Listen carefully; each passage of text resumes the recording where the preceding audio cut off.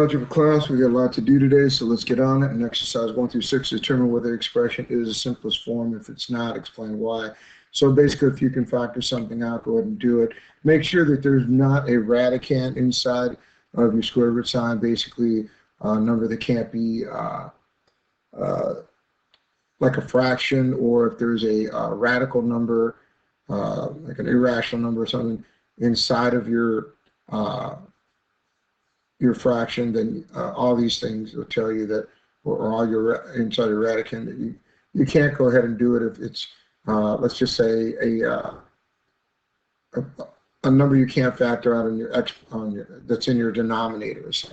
Okay, so let's look at this. I got 1 and 3 here. 19. This is really in the simplest form. There's no numbers I can break 19 up with, right? The only numbers that make 19 are 1 times 19. And 19 is not something I can factor out of a square root. So this is in simplest form. Next, 34. The only numbers that will go into 34 are 1 and 7. I'm sorry, 2 and 17. 2 times 17. And a 17 can't be factored out, neither can 2. So this is also in simplest form. You can check these out. I think I kind of described them at the beginning. I'll let you figure it out from what you learned in class. Simplify each expression. This one I can fact to be 4 times 5, and the square root of 4 is 2, so this should be 2 square root of 5. See right there, 4 times 5 will make 20. I can find the square root of 4, and that's 2, so it'll be 2 times the square root of 5. 1 and 28, we can break this one up as well. I can say 2 times 64 is a 128. I can't get the square root of 2, but I can get the square root of 64, which is 8. So now I have 8 times the square root of 2. And then 4 and 49, well, I can factor out 2 on top, and also factor out 7 on the bottom. So this is going to be 2 over 7. Okay? I'll let you do 8 through 12. Simplify the expression. This is the cube root of 16. Well, I know I can get the square root of 16, but not so much the cube root. I can take 2 times 8, though, and make 16. And then I can factor 8 to be the cube root of 8 would be 3, or it's, 2, excuse me. So that should give me 2 square root of cube, or cube root of 2, yes. So there we are, 2 times 8 is 16. I can factor, get the cube root of 8, because 2 times 2 times 2 equals 8. So that leaves me 2 cube root of 2. All right, q times the cube root of 2. And then number 17. 64, negative 64. Well, I know a negative times a negative times a negative is a negative. So that means I'm going to get a negative out of this. And I know I could take 4 times 4, and that would be 16. And 16 times 4 is 64. So I'm thinking it's going to be a negative 4. There we go. Number 19. I can't go ahead and get the cube root of 6. 125, I might be able to, though. Let me see, that's 5 times 5 is 25.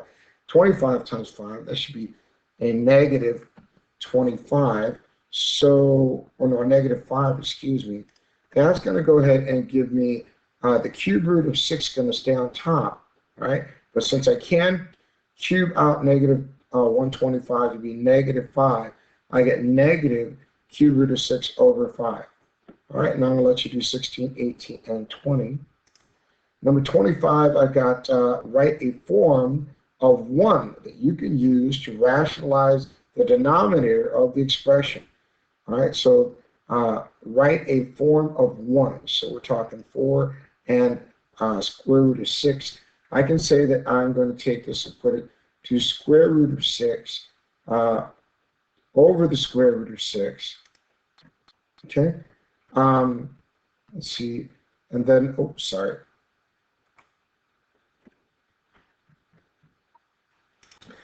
Okay, I misread the instruction because I was wondering why they didn't give the answer.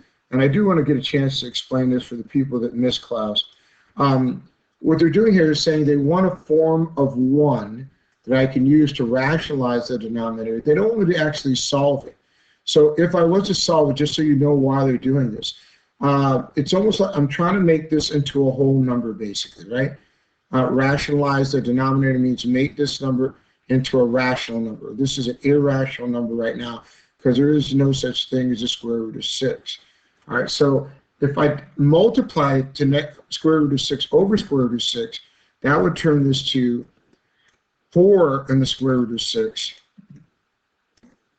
over 6, because 6 times 6 would be 36, right? And the square root of 36 would equal just 6. All right, and so that's why they're saying that we could use square root of 6 over the square root of 6. That is a form of 1. Any number over itself, right, is 1 that I could use to rationalize the denominator. All right, so number 27, that should pretty much tell you we're going to multiply this to the cube root of 4 over the cube root of 4. If we did it, we'd have 8 times the cube root of 4 over, then we'd have to go ahead and have 4 on the bottom. So see, simplify the expression. Simplify this expression. So now they're going to have me go ahead and multiply this to the square root of 2 over the square root of 2, just like what we were talking about. It can be 2 times the square root of 2 is 2 times the square root of 2, and then square root of 2 times square root of 2 would be square root of 4, and square root of 4 is 2. And now we have 2 over 2 times the square root of 2 over 2. Okay, and I know that I got 2 on the top, 2 on the bottom. Those will cancel each other out. That's going to leave me with, that's going to leave me with 1, because any number over itself equals 1, right? Right here, I got the 2 and the 2. And so that's going to give me 1 over 1 when I reduce it, right? Because I can divide 2 by 2, leaving me 1 and 1. And that's going to leave me the square root of 2 over 1. And that's why they got square root of 2 for an answer. 30 is yours to do. Next is 31, simplify the expression. Right here, again, we're going to go ahead and multiply to, we're going to break up 48. Really, first, we got negative 16 times 3, right? And then we can find the square root of 16. That's going to be 4. So now we have, right here, I don't know why they're they split these up to show that they're getting the square root of 4, and a square root of 16, which is 4. And now, now that I have square root of 5 over 4 times the square root of 3, I can multiply these by the square root of 3 over the square root of 3, which will turn this into 9. Oh, sorry about that. Right here, square root of 3 times square root of 3 will be square root of 9. And then square root of 5 times square root of 3 would be square root of 15. Square root of 9, of course, is 3. Now I have square root of 15 over 4 times 3, and 4 times 3 is 12. That's how I get square root of 15 over 12. All right, 32 is for you to do. Next, I've got simplify the expression. Okay, for number 35, we're going to go ahead and we're going to take 2 plus 6, this is addition, which is 8. And we can do that because the square roots are the same here, okay? So we're going to leave that square root the same, and that allows us to go ahead and just add the numbers that are in front. Number 37, we don't have the same numbers here, but we can break this one up, right? We know this can be 9 times 6.